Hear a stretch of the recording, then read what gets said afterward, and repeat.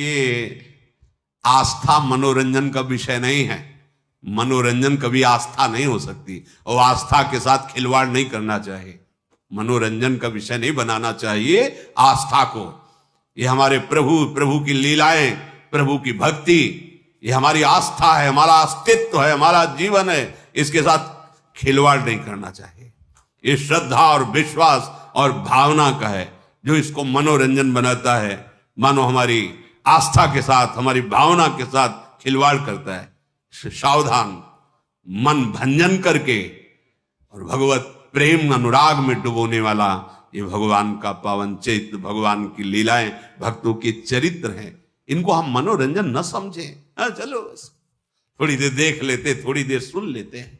नहीं, ये परम सच्चिदानंद है। इसीलिए हम लोग अपनी आस्था के साथ खिलवाड़ करते हैं। जो मन आता है वो नाटक बनाते हैं, जो मन आता है वो नाटक देख लेते हैं, जो मन आता है। ऐसे नहीं है। ये हमारी आस्था का विषय है, ये हमारे अस्तित्व का विषय है, ये हमारे जीवन का विषय है। इसके साथ खिलवाड़ नहीं होना चाहिए। देखो, हमारे प्रभु जैसा ना तो कोई था, ना है, ना होगा। ये अनादि अनंत महामहिम भक्तजन कुछ उनकी लीलाओं का अनुकरण करके तन्मय होते हैं। उसकी भी लीला की एक मर्यादा है। जिस समय हमारे ठाकुर मुकुट धारण करते हैं, महारानी जी की चंद्रिका, तो स्वयं रासाचार्य जी को देखा साष्टांग दंडवत और आरती करके जय जय, मुकुट विराजमान, चंद्रिका विराजमान। लीला महासुख प्रदान करने वाली, हजारों को भक्त बना दिया भगवत लीला अनुकरण ने इस जीवन को ही। अगर वो लीला अनुकरण न देखते तो कैसे, क्या रास है, क्या ये मनोरंजन नहीं है। ये हमारी आस्था है, हमारा जीवन है, बहुत मर्यादित। हमने देखा है एक एक शब्द, एक एक कदम, क्योंकि ये केवल मनोरंजन नहीं, ये हमारी कृष्ण लीला, हमारे भगवान श्री हरि की रामलीला, या हमारे भगवान के पावन चरित्रों को मनोरंजन बनाया जाए। अपराध है, दंड भोगना पड़ेगा। लिख लो, हमारे प्रभु के पावन चरित्रों को यदि आप मनोरंजन बनाओगे, यदि उनका उपहास करवाओगे, जो मर्यादा रहित चेष्टा करोगे, तो कोई भी हो दंड भोगना पड़ेगा। यह अपराध है। बुद्धि भ्रष्ट हो जाएगी, लोक में निंदा होगी और आपको लाभ कदापि न यहां न वहां। यह हमारा जीवन है। इसी के सहारे से हम भगवदानंद की अनुभूति करते हैं। देखो, गोपीजनों ने लीला अनुकरण किया भगवान की। हमारे परम पूजनी ब्रजवासी जन भगवान की लीला का अनुकरण किए। लीला अनुकरण भगवत प्राप्ति का एक सुदृढ़ भाव प्रकट करता है। हम भगवान के चरित्रों को सुन रहे हैं या भगवान के लीला चरित्रों का अनुकरण देख रहे हैं, यह हमारी आस्था का विषय है। यह हमारे भगवदानंद की प्राप्ति कराने का सहयोग है। एक एक शब्द, एक एक चेष्टा वैसी तो कोई कर ही नहीं सकता, क्योंकि भगवान अनादि अनंत महामहिम। तो उनके कुछ वो पावन चरित्र जो नरलीला से संबंधित हैं, जिनको हम देखकर भाव में डूब जाए, जिनको हम देख करके राममय हो जाएं, कृष्णमय हो जाएं, ये लीला अनुकरण की पद्धति महाप्रभु हरिवंश चंद्र जी ने रास मंडल में सर्वप्रथम लीला का प्रादुर्भाव किया, अनुकरण लीला का। मोर मुकुट और चंद्रिका विराजमान करके रास, बड़ा जो रास मंडल, यहीं से रास का प्रारंभ। पहले हर रास में गाया जाता था नमो नमो जय श्री हरिवंश। ये रास विलास प्रकाशित करने वाले आचार्य महापुरुष जन प्रकट है। तो जो सत्संग है, भगवान के चरित्र हैं, भगवान के गुण हैं, बोलने वालों में, दिखाने वाले और देखने वाले, तीनों को समझना चाहिए कि ये केवल मनोरंजन का विषय नहीं है, ये हमारे आराध्य देव का विषय है। ये हमारे प्राणों पर आघात होगा अगर शब्द बिगड़ गए तो, अगर लीला अनुकरण की मर्यादा बिगड़ गई तो। देखना, सुनना और बोलना तीनों सावधानी के साथ होने चाहिए, क्योंकि ये हमारा जीवन, हमारा प्राण है। और अगर ये बिगड़ गया तो संभालेगा कौन? फिर कौन संभालेगा? ये बड़े बड़े ब्रह्म ऋषियों ने जो समाधि में देखा वही लिखा। बड़े बड़े महापुरुषों ने जो इन समाधि भाषा का अनुभव किया, वो उसको मर्यादा से, कोई भी ऐसा अनुकरण, कोई भी ऐसा प्रवचन, कोई भी ऐसे शब्द नहीं सुनने चाहिए, नहीं देखने चाहिए, नहीं बोलने चाहिए। साक्षात परब्रह्म करुणा करके अपने भक्तों को सुख देने के लिए, अगर आपको लगता है कि इनका लीला चरित्र मनोरंजन है, तो फिर हमारा जीवन क्या है? हम इन्हीं लीला चरित्रों को गा करके, सुन करके तुम्हारे सामने दहाड़ते हैं। इन्हीं लीला चरित्रों को, इन्हीं लीला चरित्रों के बल से तुम्हें शांति और निष्पाप और महासुख की प्रतिज्ञा हृदय में करके कि तुम्हें सुखी बना देंगे, तुम्हें शांति प्रदान करेंगे, तुम्हें निष्पाप कर देंगे, इन्हीं लीला चरित्रों के बल पर। इन लीला चरित्रों को बहुत सावधानी से, तस्मात् शास्त्रम प्रमाणम ते कार्या कार्यो व्यवस्थित हो, जो शास्त्र सम्मत अनुकरण वही केवल उतना जितना समाज में पच जाए, भाव पुष्ट हो जाए, क्योंकि भगवान की लीला अनिर्वचनीय है।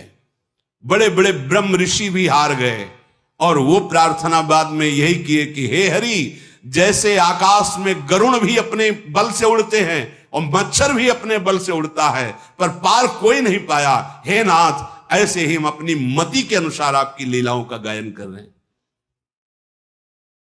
जैसा मनाया वैसा छवि बना दिया, जैसा मनाया वैसा अनुकरण कर दिया, जैसा मनाया वैसा बोल दिया।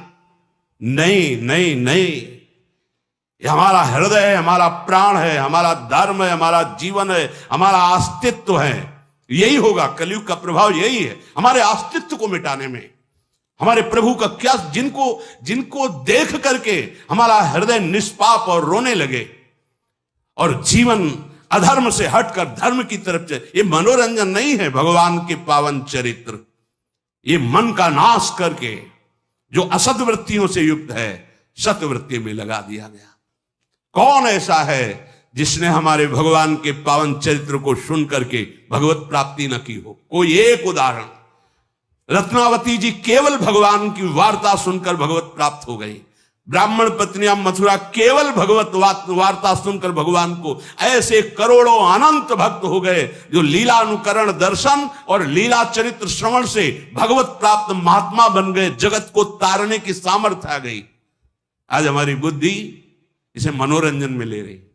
भगवान की लीला चरित्रों का अनुकरण, भगवान की लीला चरित्रों का गायन बहुत सावधानी से होना चाहिए, जिससे हमारी आस्था, हमारे आस्तिकता पर, हमारे हृदय आराध्य की कहीं भी उसमें चोट न पहुंचने पावे। अगर चोट पहुंचेगी तो विश्व में कोई ऐसा नहीं जो इस अपराध को पचा सके। तुम्हारा वैभव, तुम्हारी बुद्धिमत्ता, तुम्हारा बल, तुम्हारा प्रकाश सब नष्ट हो जाएगा।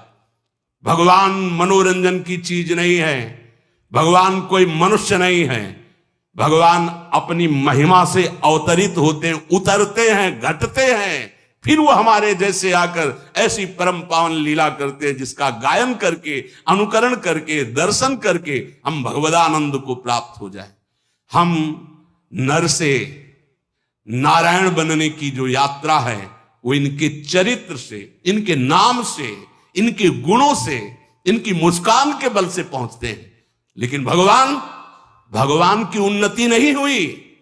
भगवान अवतरित हुए, अवतार का मतलब घटना। वो अपनी अनंत महिमा से अवतरित होते हैं नर रूप में और फिर उतनी लीला करते हैं जिसको गायन करके, श्रवण करके, चिंतन करके हम परम पद के अधिकारी बने।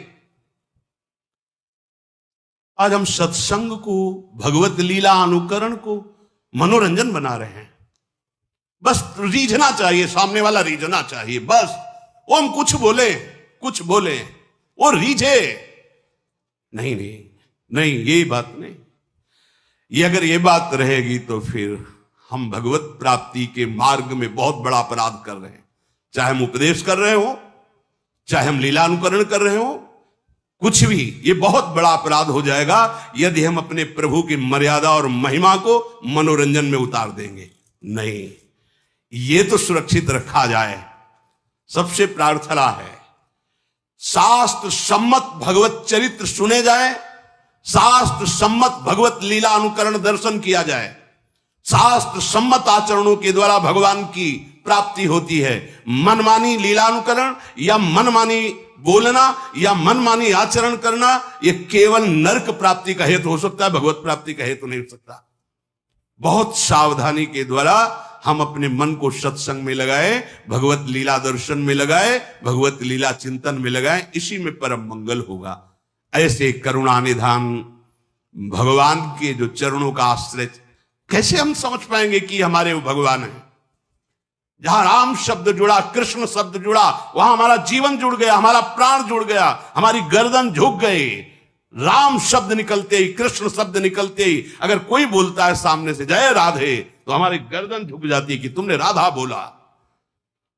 उन हमारे प्रभु के पावन चरित्रों को बहुत संभाल के बोला जाए, बहुत संभाल के अनुकरण किया जाए, नहीं तो कोई पावर नहीं तुम्हें लगता है, लेकिन तुम देख लेना परिणाम में पतन हो जाएगा, नाश शब्द तुम्हारे जीवन में जुड़ जाएगा।